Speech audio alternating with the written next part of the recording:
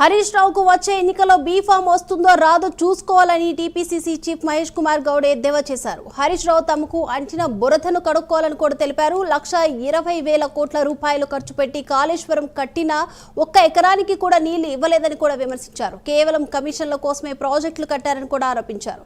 బీజేపీతో పొత్తుపై కవిత ప్రశ్నలకు హరీష్ రావు సమాధానం చెప్పాలని మహేష్ కుమార్ గౌడ్ డిమాండ్ చేశారు. ఏం వెలగబెట్టారు? 1,20,000 కోట్లు పోసి కాళేశ్వరం ప్రాజెక్టు కట్టి 1 ఎకరాకు నీరిచ్చిన పాపన పోయినరా మీరు? ప్రాజెక్టు కట్టిన 3 ఏళ్ళకు బీటలు వారుతుందా? కాంట్రాక్టర్ల కూడకు ప్రాజెక్టు కట్టిన పరిస్థితి మీది. అప్పనంగా 1,20,000 కోట్లు గోదావరి నదిలో దారబోశారు. మీరు ఇవాళ ప్రాజెక్టు గురించి మాట్లాడుతున్నారు. నాసి రకం ప్రాజెక్టు కట్టి బడా కాంట్రాక్టర్లు జేబులు నింపి ఇలా బీటలు వారిన ప్రాజెక్టును సరిచేసే కార్యక్రమంలో కాంగ్రెస్ పార్టీ ఉంది. ఇలా 100 సీట్లు వస్తాయని మాట్లాడుతున్నాడు. ఎక్కడ సీట్లు అయినా నీకు బీఫామ్ వస్తుందా? అసలు 4గా చీలిపోతుంది బీఆర్ఎస్ పార్టీ అని వార్తలు వస్తూ ఉంటే ఆ 4గా చీలిపోయినా ఏ బీఆర్ఎస్ పార్టీ బీఫామ్ మీద పోటీ చేస్తావు నాయన నువ్వు?